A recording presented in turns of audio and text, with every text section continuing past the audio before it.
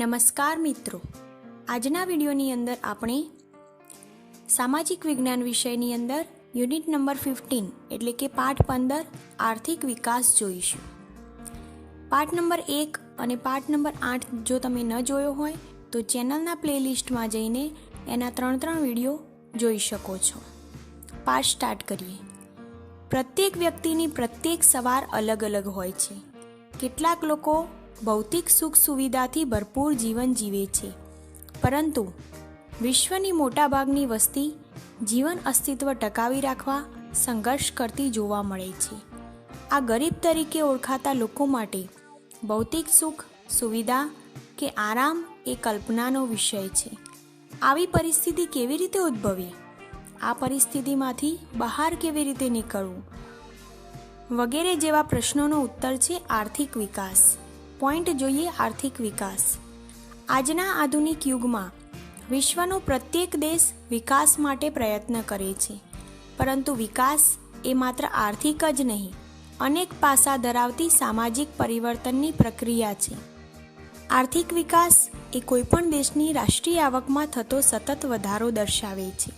આર્થિક વિકાસ એટલે દેશની રાષ્ટ્રીય આવકમાં સતત વધારો થવો, દેશની માથાદીઠ આવકમાં વધારો થવો, લોકોના જીવન ધોરણમાં સુધારો થવો.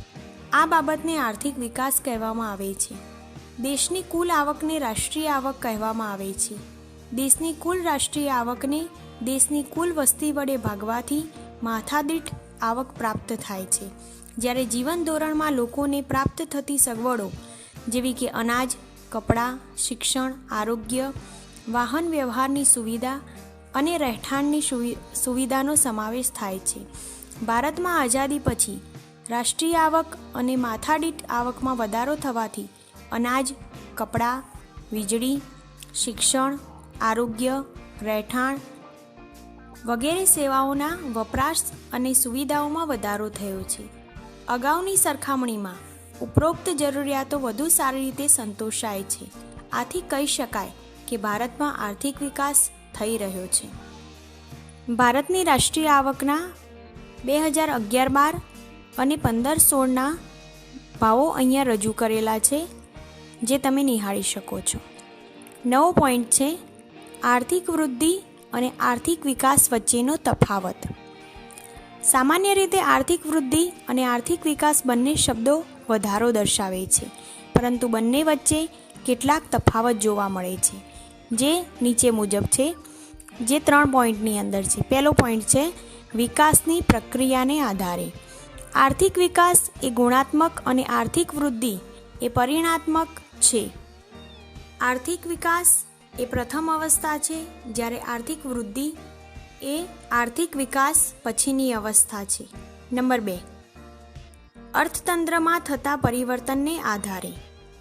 અર્થતંત્રમાં થતા નવા સંશોધનોના આધારે ઉત્પાદનમાં થતો વધારો એ આર્થિક વિકાસ છે. દાખલા તરીકે ખેતી ક્ષેત્રમાં ઘઉં, ડાંગર જેવા પાકમાં નવા બિયારણોની શોધ થતાં ઉત્પાદનમાં અનેક ગણો વધારો થયો. આ બાબત આર્થિક વિકાસ દર્શાવે છે. બીજી તરફ ખેડાણ લાયક જમીનમાં વધારો થવાથી ખેતી લાયક ઉત્પાદનમાં વધારો થાય તેને આર્થિક વૃદ્ધિ કહે છે. નંબર 3, વિકસિત અને વિકાસશીલ દેશોના સંદર્ભમાં. વિકસિત અને વિકાસશીલ દેશોના સંદર્ભમાં પણ બંને વચ્ચે તફાવત જોવા મળે છે. વિકસિત દેશોની રાષ્ટ્રીય આવકમાં થતો વધારો એ આર્થિક વૃદ્ધિ કહેવાય, જ્યારે વિકાસશીલ દેશોની રાષ્ટ્રીય આવકમાં થતો વધારો એ આર્થિક વિકાસ કહેવાય. નવો જોઈશું. 1, નીચી માથાદીઠ આવક. વિકાસશીલ દેશોની રાષ્ટ્રીય આવક નીચી જોવા મળે છે, જ્યારે વસ્તી વૃદ્ધિનો દર વધુ હોવાથી માથાદીઠ આવક નીચી રહે છે. નીચી માથાદીઠ આવકને કારણે જીવન ધોરણ પણ નીચું રહેવા પામે છે. 2, વસ્તી વૃદ્ધિ. વિકાસશીલ રાષ્ટ્રોમાં વસ્તી વધારો વધુ જોવા મળે છે. આવા દેશોમાં વસ્તી વૃદ્ધિનો દર 2% અથવા તેનાથી પણ વધુ જોવા મળે છે. 3, કૃષિ ક્ષેત્ર પર અવલંબન. વિકાસશીલ રાષ્ટ્રોમાં ખેતી મુખ્ય આર્થિક પ્રવૃત્તિ હોય છે અને દેશના 60% કરતાં પણ વધુ લોકો રોજગારી માટે ખેતી પર આધારિત હોય છે. દેશની રાષ્ટ્રીય આવકમાં પણ ખેતીનો ફાળો 25%ની આસપાસ હોય છે. 4. આવકની વહેંચણીની અસમાનતા. વિકાસશીલ રાષ્ટ્રોમાં આવક તથા ઉત્પાદનના સાધનોની વહેંચણીમાં અસમાનતા જોવા મળે છે. આ અસમાનતા ગ્રામીણ અને શહેરી બંને વિસ્તારોમાં જોવા મળે છે. દેશના ટોચના 20% ધનિક લોકો રાષ્ટ્રીય આવકનો 40% હિસ્સો ધરાવતા હોય અને તળિયાના 20% ગરીબ લોકો રાષ્ટ્રીય આવકનો 10% હિસ્સો ધરાવતા હોય છે. આમ વિકાસશીલ રાષ્ટ્રોમાં આવક અને સંપત્તિનું કેન્દ્રીકરણ ધનિક લોકોમાં થયેલું જોવા મળે છે. 5. બેરોજગારી. બેરોજગારી એ વિકાસશીલ દેશોનું મહત્વનું લક્ષણ ગણી શકાય. આ દેશોમાં બેરોજગારીનું પ્રમાણ કુલ શ્રમિકોના 3% કરતાં પણ વધુ હોય છે. આ દેશોમાં બેરોજગારી જુદા જુદા સ્વરૂપે જેવી કે મોસમી બેરોજગારી, છુપી બેરોજગારી, ઔદ્યોગિક બેરોજગારી વગેરે જોવા મળે છે, જે બેરોજગારી લાંબા ગાળાની હોય છે. 6. ગરીબી. ગરીબી એ વિકાસશીલ રાષ્ટ્રનું લક્ષણ છે. જે લોકો પોતાની પ્રાથમિક જરૂરિયાતો જેવી કે અનાજ, કપડાં, રહેઠાણ, શિક્ષણ અને આરોગ્ય વગેરે સંતોષી શકતા ન હોય તેને ગરીબ ગણવામાં આવે છે. વિકાસશીલ દેશોમાં આવા લોકોનું પ્રમાણ લગભગ કુલ વસ્તીના 3/4 જેટલું હોય છે. 7. દ્વિમુખી અર્થતંત્ર. વિકાસશીલ દેશોમાં અર્થતંત્રનું સ્વરૂપ દ્વિમુખી પ્રવર્તે છે. એક બાજુ ગ્રામ વિસ્તારમાં પછાત ખેત પદ્ધતિ, જૂની પુરાણી યંત્ર સામગ્રી, રૂઢિચુસ્ત સામાજિક માળખું, ઓછું ઉત્પાદન જોવા મળે છે. બીજી બાજુ શહેરી ક્ષેત્રમાં આધુનિક ઉદ્યોગો, નવી ઉત્પાદન પદ્ધતિ, આધુનિક યંત્રો તેમજ વૈભવી જીવનશૈલી જોવા મળે છે. 8. પાયાની અપર્યાપ્ત સેવાઓ. વિકાસ માટે અનિવાર્ય પાયાની સેવાઓ જેવી કે શિક્ષણ, વાહન વ્યવહાર, સંદેશા વ્યવહાર, વીજળી, આરોગ્ય, બેન્કિંગ વગેરેનો આવા અર્થતંત્રમાં ઓછો વિકાસ જોવા મળે છે, જે દેશના વિકાસ માટે અવરોધક બને છે. 9. આંતરરાષ્ટ્રીય વ્યાપારનું સ્વરૂપ. વિકાસશીલ દેશોમાં વિદેશ વ્યાપારનું સ્વરૂપ અને માળખું અલગ જોવા મળે છે. આ દેશો મુખ્યત્વે કૃષિ પેદાશો અને બગીચા પેદાશો તેમજ કાચી ધાતુઓની નિકાસ કરતા હોય છે.